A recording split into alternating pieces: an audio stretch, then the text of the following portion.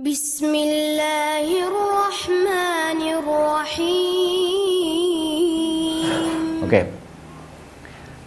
Sekarang saya mau menghadirkan kisahnya Abu Thalhah dulu. Ini saya katakan ini adalah komunikasi tingkat tinggi. Kenapa saya mengatakan komunikasi tingkat tinggi? Karena baik Abu Thalhah maupun istrinya Ummu Sulaim itu pernah melakukan keputusan-keputusan dramatis, yaitu keputusan untuk keluarga, tetapi memutuskannya tanpa berkomunikasi dengan pasangannya, dan ternyata nggak ada masalah. Berarti mereka levelnya sudah tingkat tinggi, sudah mengerti bahwa kalau saya mengambil keputusan seperti ini, insya Allah istri saya tidak akan protes, suami saya tidak akan protes. Mereka sudah sampai di level ini. Ja'a rajulun ila Rasulillah, datang seorang tamu kepada Rasulullah. Liyudhifahu, untuk bertamu kepada Rasulullah. Falam yakun indahu ma yudhifuhu. Namun Rasul tidak memiliki sesuatu yang bisa dihidangkan untuk menjamu tamunya itu. Faqala, kemudian Rasul berkata di hadapan para sahabat, ala rajulun yudhifu hadza rahimahullah. Adakah di sini orang yang bisa menjamu tamu saya ini? Semoga Allah memberikan rahmatnya kepada orang itu. Coba Anda bayangkan, kita sedang ngobrol kayak gini, ya, tiba-tiba saya kedatangan tamu, terus kemudian saya ngomong di sini, ini saya ada tamu nih, tapi saya nggak bisa menjamu. Ada di antara kalian yang nanti bisa menjamu tamu saya? Semoga Allah memberikan rahmat kepadanya. Rasulullah. Maka faqama rajulun minal ansor yuqalu lahu Abu Thalhah fantalaqa bi ila rahlihi. Kemudian ada seorang laki-laki dari orang Ansor mengacungkan jarinya, saya yang akan membawa tamu ini pulang Rasulullah. Dan dia adalah seorang yang disebut dengan Abu Thalhah, namanya Abu Thalhah. Kemudian dia membawa tamu Rasul ini pulang ke rumah. Begitu dia sampai di rumah, falam yakun indau ila kutu wa kutu sibyanihi. Faqala li imraatihi nawimi asibiyah atfi isiraj wa qaribi lidaifi ma indaki qala fanazalat hadil ayat. Ketika dia sudah sampai di rumah, ternyata dia tidak menemukan makanan. Yang ada adalah makanan untuk dirinya dan anak-anak. Maksudnya begini, saya punya porsi makan, tapi karena ada orang itu sedang menjalani diet gitu ya. Diet yang sekarang paling populer adalah mengurangi gula dan karbohidrat. Jadi nggak makan nasi, ngurangi nasi, sama ngurangi minuman manis. Oke, bagus kok itu untuk kesehatan. Artinya kalau nanti saya sampai di rumah kemudian saya makan, istri saya menyediakan makanannya, porsi nasinya cuma separuh dari biasa. Karena tahu bahwa porsi saya segitu. Ini porsi untuk saya dalam makanan sehari-hari cukup. Tapi tentu saja bukan porsi yang layak untuk dihidangkan kepada tamu. Maka begitu dia nanya sama istrinya, ada makanan nggak? Ada. Tapi makanan itu hanya untuk dirimu dan anak-anak. Maksudnya kalau untuk tamu nggak layak. Kecuali ketika makananmu dan makanan anak itu digabungkan menjadi satu.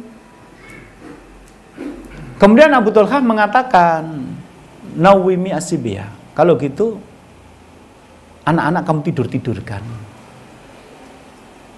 Kemudian yang kedua, atfi siraj, matikan lampu.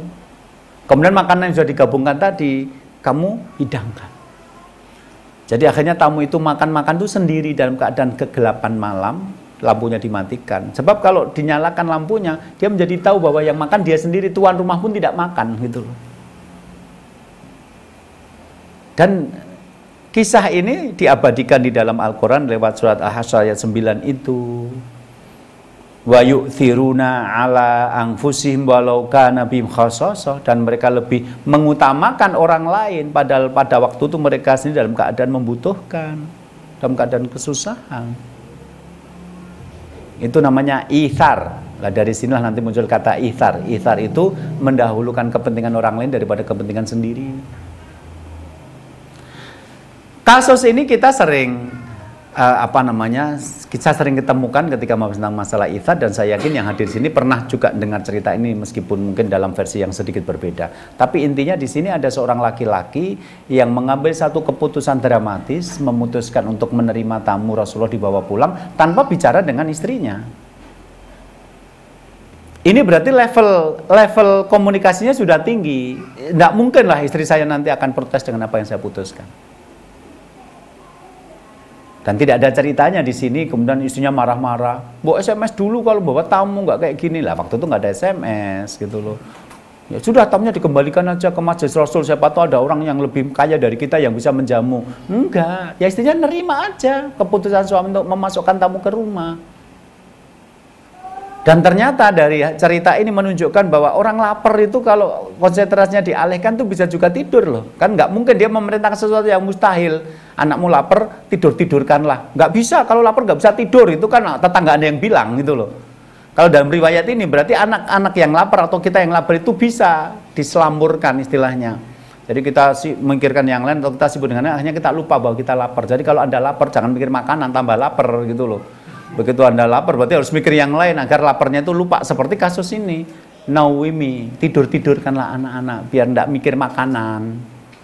Dan anak-anaknya bisa ditidurkan, nggak protes. Kemudian di belakang ternyata nangis, di depan bapaknya ngomong sama tamu, silahkan loh, dinikmati loh hidangan ini.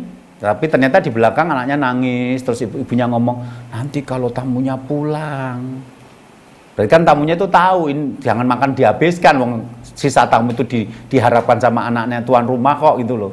Jadi kita bertamu di depan, bapaknya, monggo Ustaz, dinikmati. Namanya orang dinikmati kan pengennya dimakan semua, itu seneng kalau menghidangkan makanan kepada tamu. Tapi ternyata di belakang istrinya ngomong, diem, jangan nangis, nanti nunggu Ustadz pulang, nanti ada sisanya, itu yang kita makan loh. Coba gitu kan jadi nggak enak dengarnya di kamar tamu gitu loh.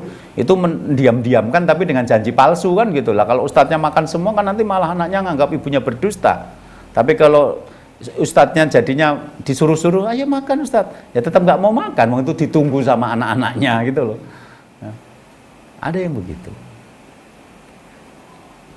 Kalau Ummu Sulaim nanti kisahnya adalah pada saat suaminya berangkat untuk melaksanakan dagang gitu ya.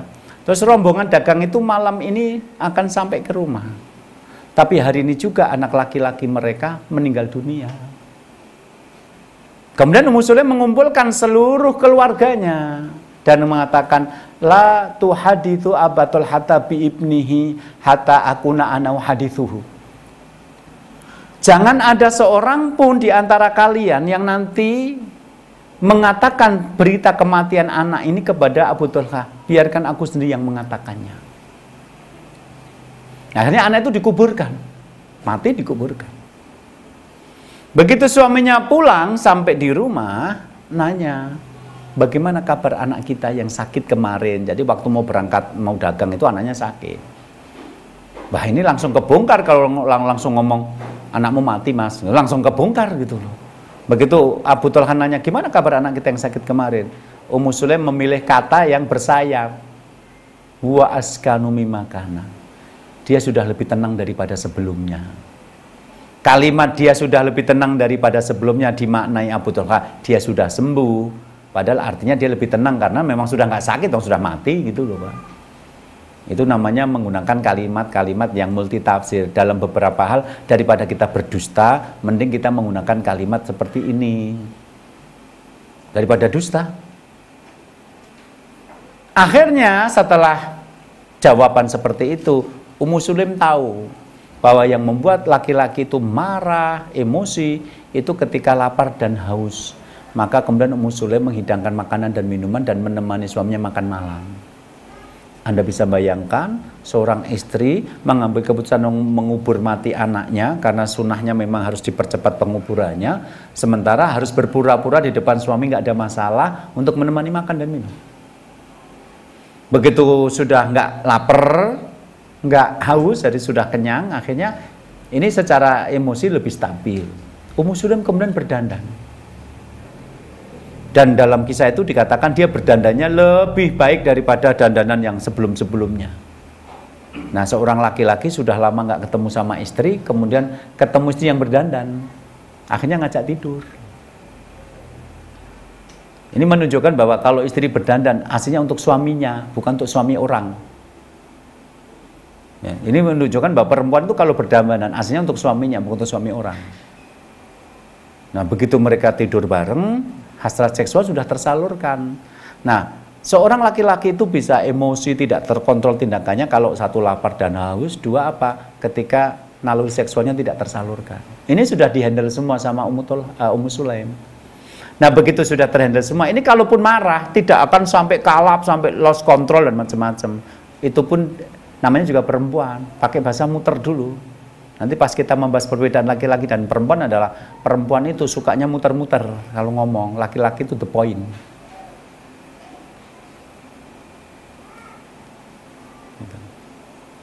Jadi kalau nanti ibu ngomong begini, Pak, ya anak-anak belum pulang, aku baru masak, itu artinya jemputlah anak-anak, begitu loh. Nah, kalau nanti Anda tidak paham komunikasi laki-laki dan perempuan, si istri ngomong, ya aku baru masak belum selesai, anak-anak juga belum pulang, ya nggak apa-apalah, nanti juga paling jalan sendiri, terus sekolahnya dekat, gitu kan, nggak paham gitu loh. Jadi dia mengatakan itu berita, menurut laki-laki itu kalimat berita, aku masak, anak-anak belum pulang, padahal versi perempuan itu kalimat perintah, jemputlah anak-anak, aku baru masak, maksudnya begitu.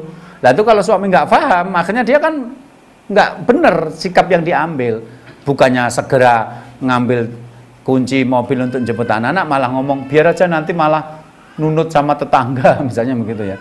Nah itu komunikasi, karena perempuan itu suka muter-muter, sementara laki-laki itu straight, ya to the point, langsung kepada persoalan. Laki-laki ketemu sama temennya, ya nggak punya uang nih, bokek pinjam uang bisa nggak? Itu bisa, perempuan nggak bisa. Perempuan tuh mau pinjam uang tuh ngomongnya 1 jam dulu, muter, muji-muji tasnya, muji-muji riasannya, muji bajunya, nanti udah nyaman, aku sampai pengen utang, gitu loh. Itu baru 1 jam kemudian. Ya. Terus kemudian Ummu Sulaim membuat perumpamaan. Jadi ini menunjukkan kalau perempuan tuh kalau ngomong nggak langsung to the point. Dia mengatakan begini, Mas, seandainya ada orang yang meminjamkan barang kepada satu keluarga, dan kemudian barangnya pinjaman itu menitipkan barang pada satu keluarga, kemudian meminta kembali titipannya itu, apakah keluarga itu boleh menolak? Ya nggak boleh, orang namanya barang titipan diminta sama yang menitipkan jadi kembalikan. Oke, sudah dapat jawaban, baru masuk. Begitulah anak kita, dia titipan Allah dan Allah sudah mengambilnya. Dalam hadis yang lain, fahtasib ibnaka, carilah pahala atas kematian anakmu itu. Itu kalau Abdul hanya komunikasinya nggak bagus, malah berani ya kamu menguburkan anakku, padahal aku melihat wajah anakku terakhir kalinya. Nah di sinetron bisa dibegitukan gitu loh, bisa didramatisir gitu loh. Aku kan pengen melihat wajah anakku terakhir kali dan kamu tega menguburkannya sekarang tanpa izin aku. Oh, bisa jadi masalah itu. Tapi dalam konteks ini, Abu Talha ternyata lari menemui Rasulullah. Bagaimana Rasul? Istri saya seperti ini. Rasul bertanya, tadi malam kalian berhubungan? Iya, sudah, mudah-mudahan barokah. Betul, setelah berapa bulan kemudian, ternyata hamil. Jadi 1 kali itu ternyata hamil. Jadi ada berkali-kali nggak jadi-jadi, ada yang 1 kali jadi, Pak. Salah satu penyebabnya bisa jadi karena lama nggak berhubungan. Ini kan ceritanya berbulan-bulan nih keluar untuk untuk dagang. Nah begitu pulang langsung tokcer gitu loh. Nah bisa jadi yang belum punya putra-putri itu rotok dijarangi sedikit gitu loh. Tinggal dulu 3 bulan, siapa tahu gitu ya, tokcer gitu loh. Nah, betul, kalian tadi malam berhubungan. Iya, ya sudah, mudah-mudahan barokah. Akhirnya berapa waktu kemudian mendengar kabar kalau Ummu Sulaim hamil. Dan setelah itu punya keturunan 9 atau 10 anak mereka hafal Al-Quran.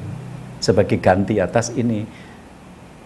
Jadi kisah ini terjadi pada satu keluarga gitu loh. Kisah pertama adalah bagaimana Abu Talha itu bisa mengkondisikan istrinya yang tidak siap sebenarnya kedatangan tamu tanpa protes, dan bagaimana seorang Ummu Sulaim mengambil keputusan hanya dikuburkan dulu tanpa komunikasi dengan suami, tapi kemudian suaminya juga tidak protes. Ini adalah komunikasi tingkat tinggi, tapi kita bisa jadi levelnya belum sampai ke sini gitu loh. Artinya ada teman-teman yang secara serampangan menggunakan cerita ini untuk tidak ngajak ngobrol pasangannya. Tapi dia lupa suaminya bukan Abu Talha, istrinya bukan Ummu Sulaim. Makanya tadi aku kan bantu di masjid, langsung 500.000 buat beli semen 10 sak. Nggak ngomong sama istri, dia berharap di rumah isinya kayak musulem, ternyata cuma sulem tok, nggak ada umunya gitu loh. Wahnya marah-marah gitu loh. Sama ketika seorang perempuan ngambil keputusan gitu ya, beli langsung ngambil, pada waktu arisan ngambil panci serbaguna. Ini panci didemokan itu apa-apa saja bisa, masak bisa, ngukus bisa, goreng bisa gitu loh. Tinggal masuk-masuk, tinggal tidur, tahu-tahu udah matang sendiri gitu. Ngambil cicilan sampai di rumah marah-marah sama suaminya. Uang dari mana buat nyicil? Jadi banyak orang itu sudah merasa dia Ummu Sulaim atau Abu Tholhah gitu loh. Kalau tidak mengambil keputusan dengan ngobrol dengan pasangan seolah nggak ada apa-apa. Oh tidak, ini kasus seharusnya sampai selevel ini orang berkomunikasi, sampai tahu bagaimana keinginan istri, harapan istri, karakter istri. Jadi nanti kalau saya seperti ini tidak menjadi masalah. Sudah hafal suaminya, nanti kalau saya begini tidak ada masalah. Tapi ada orang-orang yang belum di level itu, dan dalam konteks komunikasi libatkan pasanganmu untuk mengambil keputusan agar tidak menimbulkan masalah.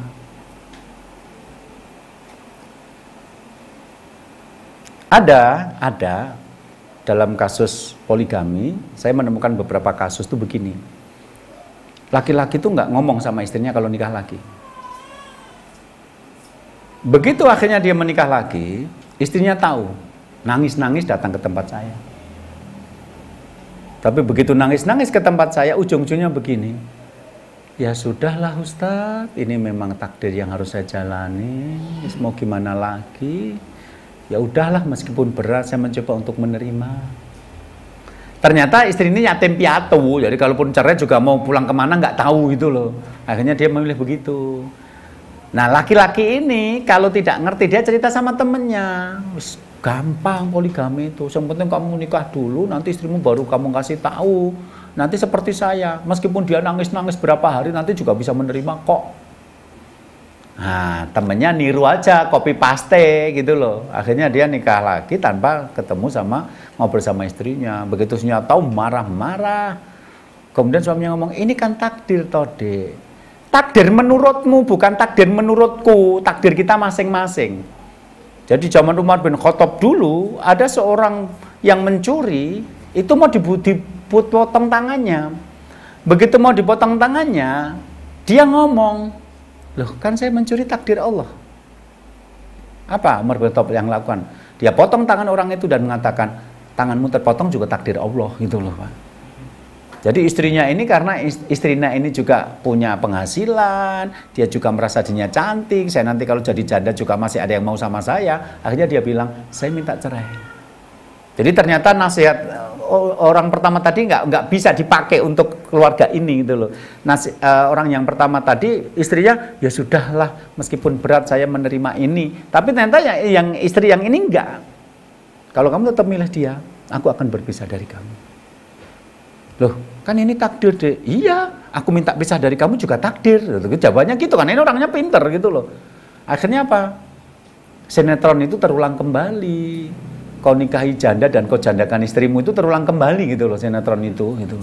Betul, akhirnya kejadian kayak gitu. Jadi nggak bisa dalam hal sering berkomunikasi Anda menganggap semua perempuan satu tipe, semua laki-laki satu tipe, tidak. Kemarin aku nggak ngomong sama istriku nggak apa-apa. Itu istrimu, istriku tidak. Kemarin aku nggak ngomong sama suamiku nggak apa-apa kok, jeng aku ngambil arisan ini, ngambil cicilan nggak apa-apa kok, suamiku cuma ketawa-ketawa tok kok. Ya suamiku bukan ketawa sendiri karena gila udah tahu didik istri nggak jadi-jadi gitu loh.